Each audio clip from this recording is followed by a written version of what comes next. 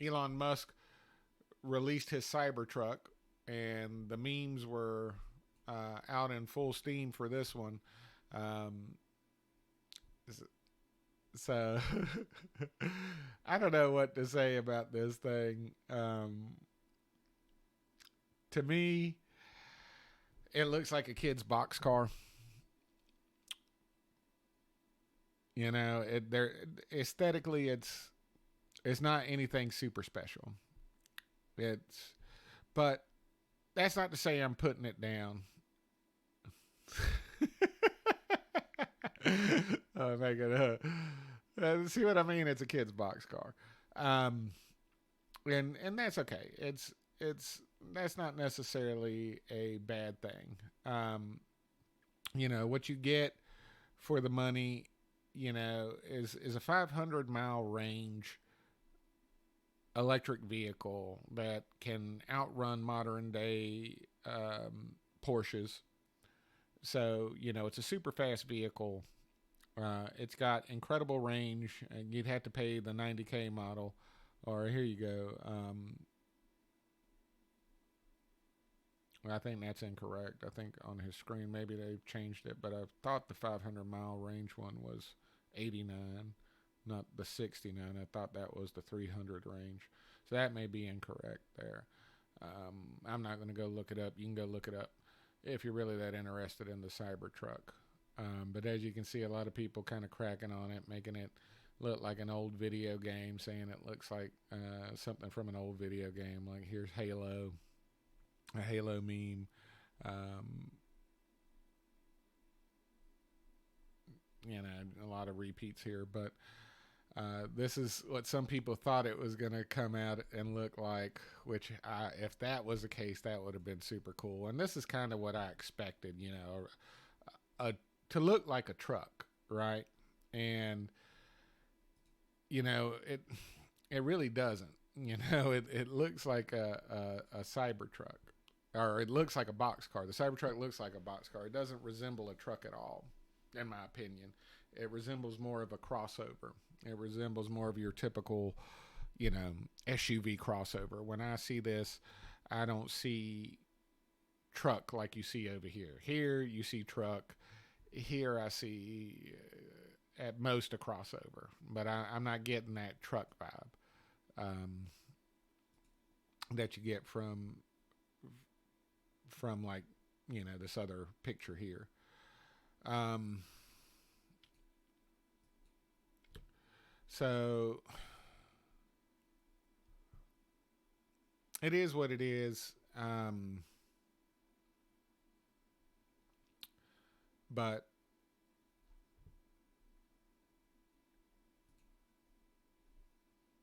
But it doesn't scream truck to me. You know, I don't see much of a bed here. You know, when they did the demo, it showed a ATV up in the bed, but that was it. You know, the most you could get in there was an ATV, and then that bed was full. You know, you're not going to be doing a lot of towing with that guy. Um,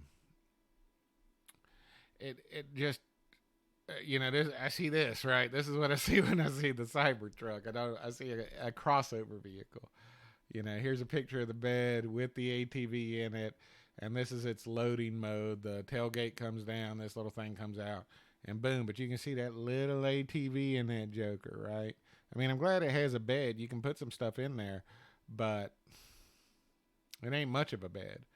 And it's not really much of a truck, you know. Like I said, it's more of a crossover. Here's a meme of it in Rocket League. That's funny. Um, but yeah, you know, I get that SUV vibe. You don't have the. It just doesn't. I don't think that when he built this, this is funny. This is two memes in one. I'm telling my kids this was a Tesla showroom. That's awesome. I love origami. Isn't that cool? But yeah, I mean, a lot of people kind of hinted at the fact that, you know, this thing just aesthetically and kicking it. You know, there you go. You had all these freaking nice vehicles, and then aesthetically, this thing comes out and looks like something from Minecraft. Um, but I mean, I'm not hating on it. I mean, don't get me wrong. I don't think that it's not a bad piece of kit for what you get, but it is not designed to really go after the truck market, right? This is really for your geeks and your Tesla fanboys, right? This is for people that want to play SUV, right? Play off roader, but don't do any off roading. And you'll be surprised. There's a lot of folks who do that. I'm not a heavy off roader. I like to do it, and when I did it on bikes and the ATVs. I didn't really do it with truck.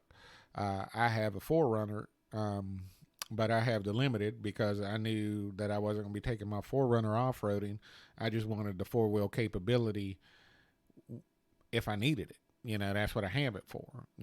But I needed a bigger vehicle because as I got older, I couldn't do the lean back in the mid-size vehicles anymore. Same reason I couldn't get a Model 3 Tesla. I'd love to get a Model 3 Tesla. I think they're beautiful vehicles.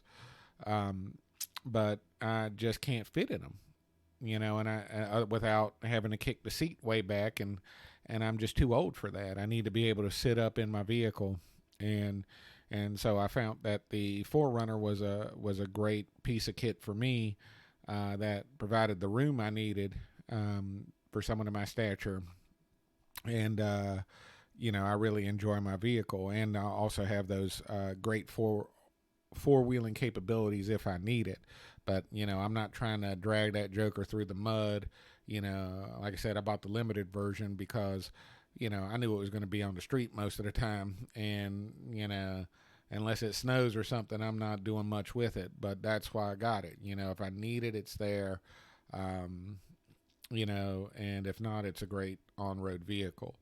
But since buying that, I do want to get me another one and just straight kit it up off-road and really explore it. I've really been impressed with the 4Runner just as a street vehicle. And I just can't imagine its capability as an off-roader, and it's geeked me out to the point that I'm ready to take a look at that and see what it can do off-road. So that may be my next purchase is a twin for my 4Runner. But that's what I'm saying. I mean, you're not going to get, when Elon released this, there wasn't any videos of him demonstrating any real off-road capability with this Cybertruck, right? You saw him pull an F-150 on the street, but that was it. You didn't see this thing jumping through mud puddles, going off-road, and that makes sense. It's electrical, right?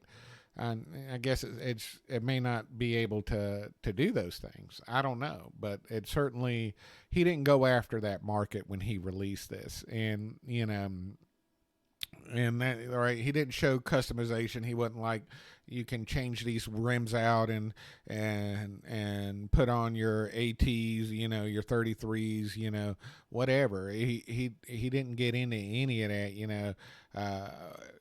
We've got it where you can mount your light bars at these points, that point. He did mention you had a built-in air compressor, but for what? I don't know, just to fill up your standard tires you get here, I guess. He didn't talk about, just, there was nothing with real off-road customization that would attract. There was really nothing off-road about it, right? And nothing really about trucking other than like towing something. But it really is more of a crossover, and that's okay. There's nothing wrong with that. And like I said, even though aesthetically it's not, what I'd call a game changer, right? I do think, well, I guess you could call it a game changer, but I don't know. It's definitely something different, but it does appear to be geared to a specific market, and that's the thing. It's more of a crossover, and I'll just leave it at that. it's not going to do much other than to be a street ride, and that's okay. You get a 500-mile range with the top of the line one. You get a 500-mile range, and that's gonna cure any range anxiety, and I think that's awesome. And especially with seeing things like the carbon dioxide levels being so high. Um, Here's a cool little ride. And if you got the money, which I don't, but if I did, if I had the 90K, I'd probably pick one of these up just for the 500-mile range, because to me, that's worth it. That, like I said, that takes away, I've got a gas vehicle if I need it. But it really does take away any range anxiety, right? You're not going to be thinking about, 500 miles, dude.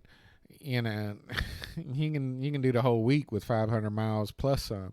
You ain't even got to charge it up during the week if you don't really want to. I just can't see with everyday use you burning that out. Of course, there's always edge cases, but for most everyday Joe and Jane Blow out there cooking it on the interstate, they're just going to work, coming back, running, do a little groceries, pick up the kids here and there. You can get all that done in a week with 500 miles. So you can do that on one charge. And that's pretty dang impressive. And if he takes that to his other platforms, man, that's really cool. So just breaking that range barrier is fantastic. Like I said, even though it's like a box car, it isn't a bad aesthetic. Like I said, it just doesn't scream truck to me. It does scream crossover, and it's a good looking crossover. But it doesn't scream, like I said, those customizations that you can get with modern day trucks, right? The accessories, changing out your rails, changing out your wheels, changing out your suspension, adding your light bars, all that stuff, adding your radios, all that stuff that you can do in today's trucks. You can't do with this truck, or at least he didn't advertise any of that as an option. Now, one of the cool things that he did advertise was the structural integrity of this thing, which is pretty cool. Like these panels here can sit there and stop a 9mm bullet. Now, this thing tripped me out for a couple of reasons. One,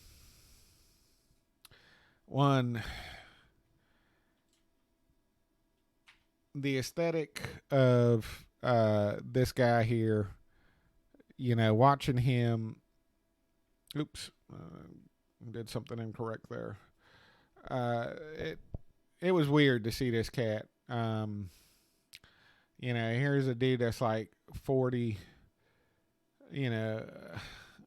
high 40s he looks like to me.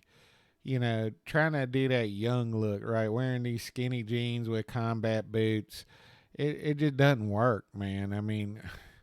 It didn't work, man. It looked like Peter Pan. To me, this whole aesthetic, man, just didn't work together. Like when I saw this, man, I wasn't like, oh yeah, it kind of added to the ridiculousness, right, of the Cybertruck aesthetic. Not that it's ridiculous, but when I saw this, I thought ridiculous, right? It seemed like they were trying to make the aesthetic someone who's clearly, if not past their prime, right there trying to chase their kid dreams. And not that there's anything wrong with that. But it presented I guess the best way to say it is it made me feel like looking backwards rather than going forwards, right? Here was an old cat, trying to dress like a young cat. And, and to me, from a marketing perspective, there were clashing motifs, right? The Cybertruck itself was supposed to be something forward looking, and having this 40-year-old guy in tights, was kind of backward looking. And so it was kind of a clash of ideas there. And so, the other thing was the actual demonstration itself. Now, apparently, like I said, structurally this thing's super strong, right? Or at least that's what he's passing it off as, and that the metal can stop a 9mm bullet.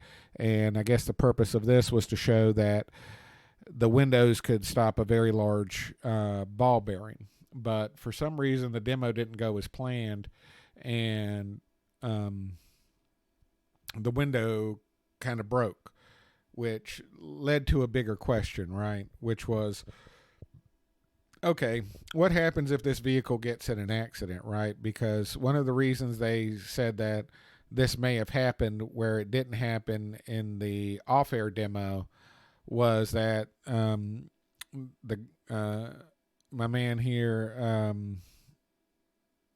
I don't know his name, hit the door panel with a sledgehammer, which they said probably broke the base of the window, which allowed this bearing to actually break the window. Well, excuses. That shouldn't make a difference, right? Because what happens if this thing gets into an accident? Well, it's going to be hit in multiple places. And, so, if the whole goal is the window's not supposed to be able to break, then guess what? The window's not supposed to be able to break, right? So that includes if the door panel gets hit with a sledgehammer, because that's a very good simulation of a vehicle impacting it at the side. And,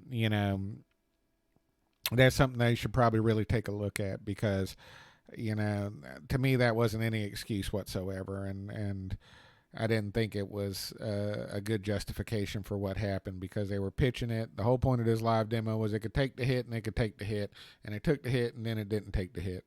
And to come back and be like, oh, well, we did that hit first. Maybe if we did it the other way, well, that sounds a little snake oily to me.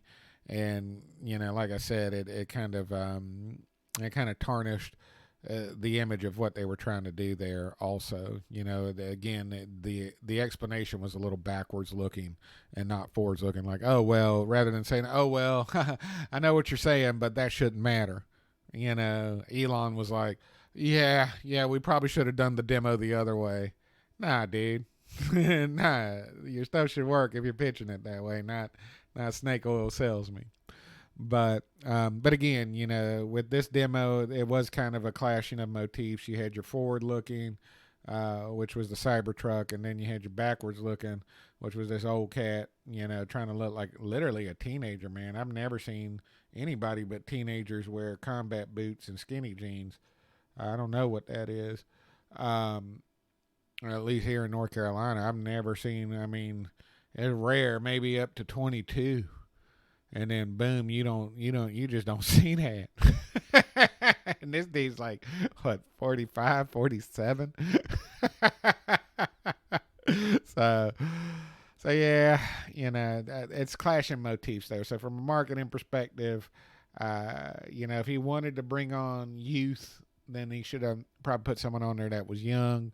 Or if he wanted to say this is for your more sophisticated cat, then he should have probably had this dude looking a little more sophisticated, but to have him looking dressed like a teenager, to me, it just, like I said, it just sent a clash of messages, the Cybertruck being the way forward, and, this cat, just looking backwards. And so it is what it is, but, I just didn't get that. And I guess that's all I got on that. The Cybertruck is what it is. Like I said, it's a nice piece of kit. It's for people that are, that got the disposable income. If you're not someone having babies, then you got the $90K for the Cybertruck. And that's okay, and there you can see a shot of the interior, which is pretty cool. Here's some different customizations for it. You got your camping customization, and you saw the bed there. It's not bad, and ladies and gentlemen, today I am ordering. Let's see if we can pause on here. So this is one of the. I'll just put that down real quick. But this is one of the things they were showing for like camping and your ATE, but here's the interior. So the interior looks pretty good. It's pretty sparse, but you get a nice display, and that's okay. I like these kind of sparse interiors like this. I like this clean look. I love, this is what I liked about the Model S. I didn't test drive the Model 3, like I said, because I can't fit in the midsize anymore. It's the main reason I got the 4Runner is I didn't want a big truck. I wanted something because I was going to be doing a lot of city driving. I call it my country coach, but I wanted something that would allow me the headroom to sit straight up, without having to do that lean back, but not be too big that I felt like I was trying to maneuver a bus around. And I don't know what the specs are with this cat. I assume it's probably when paired with that demo of it pulling the Ford F-150, it was about the same size as the F-150. So it's not bad, but again, it's just got a really short bed, and to me, it's like I said, it doesn't scream truck to me. It screams crossover, and that's okay, But again, it's for people with a much more disposable income, and and more for fun. It's not really, they're not really looking to replace the truck. They're just looking for something fun, and it's really geared more toward your geeks and those type of crowds. It's not really geared towards your true truck aficionados who want to do those customization, who want to take it off road, who want to get gnarly with their truck, want to swap out, put whatever tires and rims they want on there, whatever lift kits, whatever suspension, get their winch package, get their light bars, set up their overlanding camper shell on the back or what have you. It's just not there. So again, it's definitely for a certain kind of purchaser. But again, that being said, if I had the 90K for it, I would certainly buy one. I think that the 500-mile range is fantastic, and I think, like I said, this is something that he needs to bring to his entire line of vehicles, because that is just fantastic. That is an unbelievable range, and I think once he's really breaking that barrier of removing the range anxiety, and that's just fantastic, and if he could bring that kind of range level down to the Model 3, I'm sure you would see so much more adoption, because I still think that it's the range anxiety that is the biggest barrier that Elon faces. And he's proven here with the Cybertruck that he's broken it. He's broken the barrier. 500 miles is exactly what you need.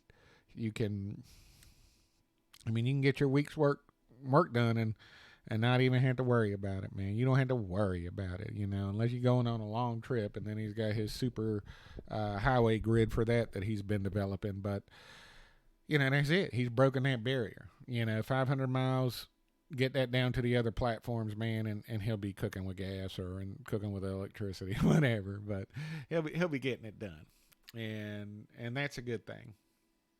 And that's about all I got to say on the Cybertruck. The memes are cool. They're fun to check out. I showed you my favorite one, which was the one of the people saying what the truck's supposed to look like. And then, let me see if I can bring that up real quick. I apologize for my video popping in and out like this. I'm recording this on my laptop, and I hate to say it, but my laptop just is not handling it very well. It's funny. I'm going to try to redo my laptop. I don't know if it's just because of the driver package that these guys use, but the only way for me to get OBS to work is I have to tell it to use my processor's GPU, the onboard GPU, rather than the MX250 I've gotten here. Now, I could tell it to grab an application capture, and maybe I'll need to do that next time. But to me, it's ridiculous that NVIDIA's drivers just don't do this automatically, I guess they just don't want the competition for their graphics cards. But what competition, man? I bought your dang laptop with the MX250 so that I could use that nice graphics card. And they just always got to do something stupid. So I'll try to reload this myself and load my own OS and see if it's the stupid driver package that they make, that they have this laptop use. But it's silly. But anyways, so this isn't the best quality video, but again, I'm recording on my laptop right now, because I have my other PC. I'm tearing it apart to make room for my new PC. So tearing my case apart so I can make room for my new editing rig. So hopefully I have much better quality videos. But had Tesla done something like this, right? This was one of the renders that people put out that could be, what the Tesla truck was going to look like. Had they done something like this, man, they really would have appealed to the truck enthusiasts out there. They probably could have taken a bigger percentage of the truck market, right? The people that actually buy trucks. I think a lot more people would have come over to the electric side, right? If you had released this cat with 500-mile range, there's no question, right? There's no question that a lot more adoption would have occurred from your typical truck enthusiast, right? They would have been like, well, hell, that's a good looking truck. Let me go check that out. You would have had a lot more people that are buying these 4x4s that don't go four-wheel driving at all. You would have a lot more of them buying that kind of vehicle, right? Whereas with this really is targeted to a very niche market. And, and that may be part of it, man. Elon may not be wanting to let go of many of these cats for that kind of money. He's like, yeah, this one's $90K for the 500-mile range, but yeah, I don't really want to get that many out, I don't know. But I do think, if he was really trying to go after the truck market, that particular aesthetic doesn't do it. It goes to a very particular niche market of Tesla enthusiasts and geeks, right? Your geeks, dorks, nerds, and Tesla enthusiasts, and I'm one of them.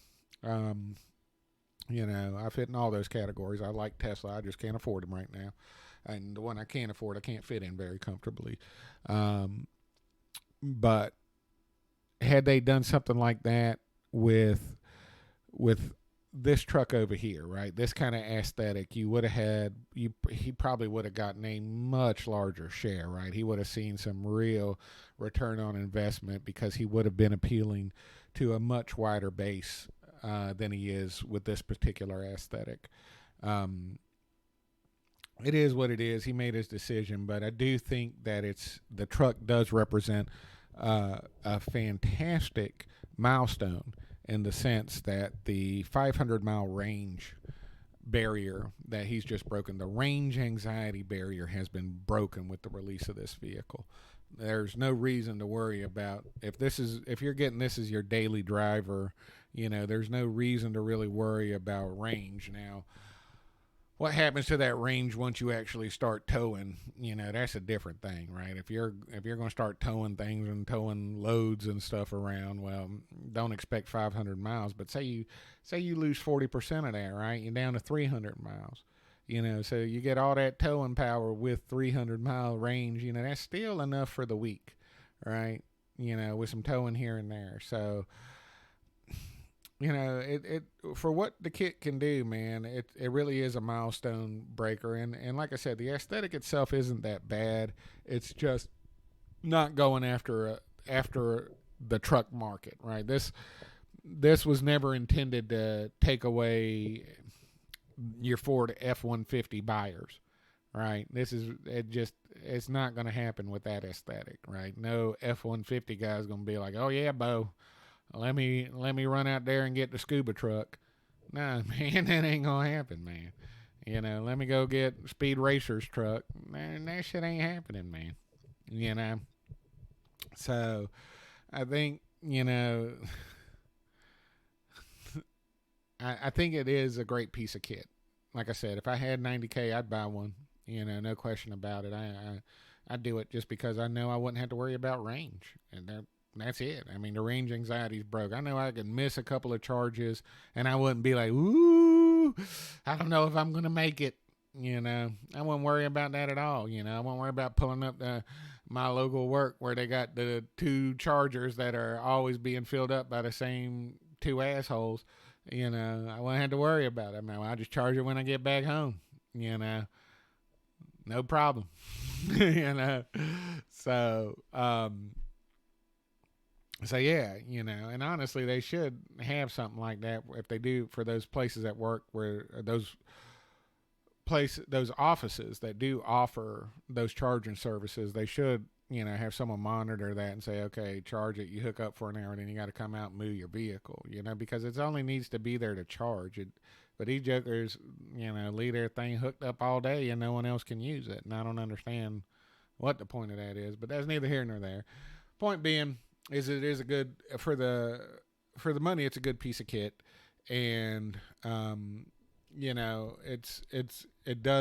it is a milestone in breaking that range anxiety barrier. 500 miles is just fantastic, and if he delivers that to his other platforms, especially like the Model 3, if he gets my 500 mile range to the Model 3 platform, you're going to see some serious adoption there from a lot more people. And if he changes this aesthetic up, right? If maybe this is second gen Cybertruck here, boom, he's going to see a lot more adoption. I mean, that's just plain as day. I mean, that's a good looking truck.